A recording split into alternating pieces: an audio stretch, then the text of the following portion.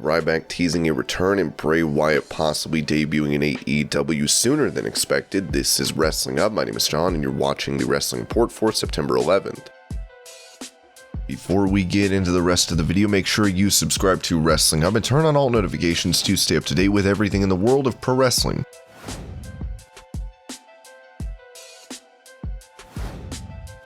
Despite Jim Cornette being a critic of AEW, he had positive feedback for the company when it came to CM Punk's debut. On Busted Open Radio, Tony Khan spoke about this. To be fair to him, these are his opinions. He says what he thinks. And there is stuff on the show that he's liked before and there's stuff he hasn't liked. And I think he's still like that. He's not saying he loves everything on the show, but he has acknowledged a lot of great stuff that happened. What really tickled me and I thought was very cool was his line about CM Punk's arrival, about his debut appearance in AEW on the first stance. And I'll never forget, his exact quote was, "Well, it wasn't what I would have done. It was a lot better. It was perfect." I thought that was awesome, and it was very fair because I think it was our perfect moment, and it was very cool of him to say. He has been very fair recently with the stuff he said, and I think that's great. I think a lot of us don't necessarily agree with all of his opinions, and clearly he doesn't agree with everything he sees on our show, but he's got a lot of fans for a reason, and it's cool to see he's really enjoying some of the stuff he sees on the shows, and I don't think anybody can argue with the success. He's an intelligent person.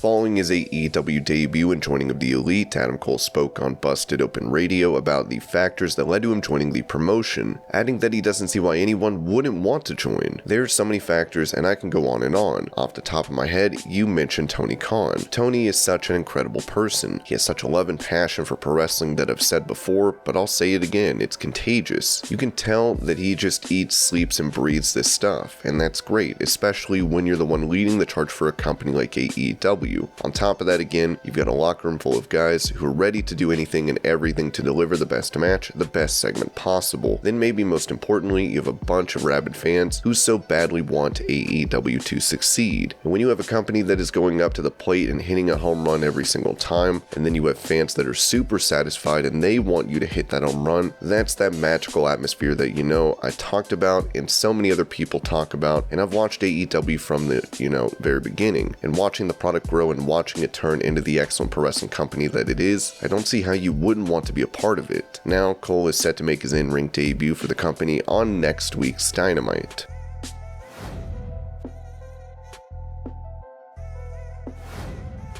After his match for the TNT title against Miro on Rampage, Fuego del Sol was given a contract for AEW. Before coming to the promotion, he was an enhancement talent for WWE. On the AEW Unrestricted podcast, Fuego mentioned his WWE experience and claimed he was paid better on AEW Dark than when he was on Raw. They came to Oklahoma City. I had done some extra work for them before. I don't know if it was me per se. I think that was just a buddy of mine. He's the one who got that opportunity, but it was really just right place, right time for him. I remember that day being something of they needed somebody, and my reputation of being that nice guy, and not only nice guy, the guy who listens and can be coachable and be someone that needs to be. I remember that day pretty fondly. They had KJ just constantly practice that over and over again, running up the ramp, but they need this visual of the cage squirting some red stuff in the face and running and screaming, so no mask. I couldn't do it at that time, so he did it. It was a good payday for him, and he went from there. He took this prop guy, and they had this little capsule in his mouth, and so he just had to spit into his hand and rub it all over his face because it couldn't be blood on a PG show. There's no blood. It was just red mist, red substance. It was a big man that kept saying this over and over. It can't be blood. You have to cover your face the whole time to kind of hide it. I got part of his money that night. It wasn't that great. I remember getting my first AEW Dark check and thinking, oh man, AEW is taking care of me much better than that night was. So I'll tell you that right now.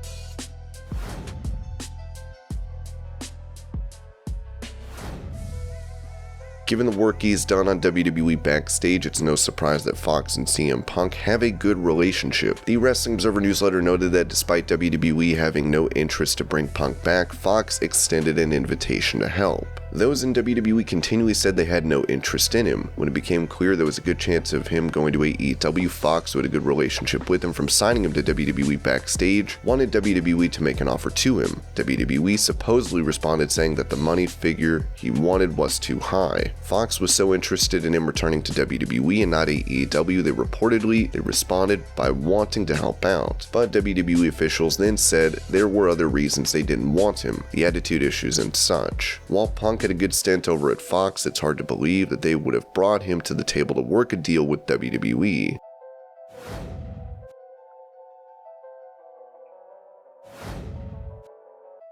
Last week, Ringside News reported that Vince McMahon was not at SmackDown. Still, he was available over the phone throughout the day. It was later noted that he missed Raw this week, but when it came to SmackDown and MSG last night, Steve Carrier wrote, "Vince McMahon wasn't at SmackDown last week or Raw this week. Some fans wondered if this is a new trend. It's not. We were told McMahon was back at WWE TV this week for SmackDown's big Madison Square Garden return."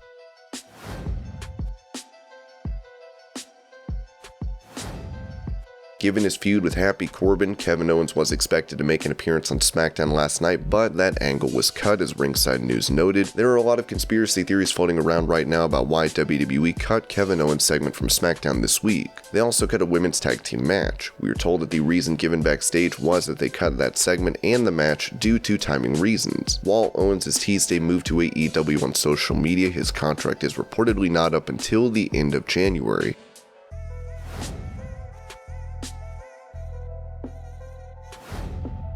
With him being released by WWE on July 31st, it was thought that Bray Wyatt had a 90-day non-compete clause. Still, it's been claimed by The Observer that he could turn up in AEW at the end of September. As it was said, Bray Wyatt, it appears it'll be there, Impact Wrestling or AEW. If it is AEW, the talk is that it would be on the 9/29 Dynamite in Rochester, New York, which is Brody Lee's hometown. If not there, or soon after. If he is not able to make that appearance, he could be available for the Full Gear pay-per-view on November 13th.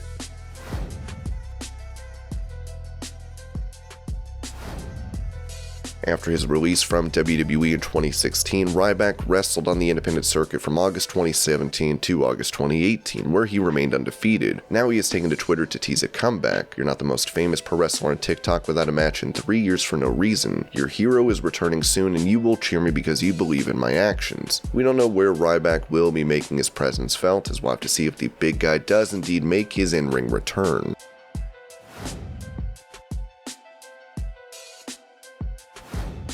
As mentioned, WWE had their SmackDown show last night in MSG, where not only the segment featuring Kevin Owens and Happy Corbin was cut, but Zelina Vega's match with Carmella against Toni Storm and Liv Morgan was also removed. Carmella and Morgan tweeted out their displeasure, as Vega tweeted photos of her with the caption, "Never mind." This led to her trending online, since fans were upset WWE cut out her match. Vega's father lost his life during the 9/11 attacks 20 years ago, so performing at MSG a day before that anniversary was probably an honor for her. Still, she is set to read names of those who passed away during the 9/11 ceremony.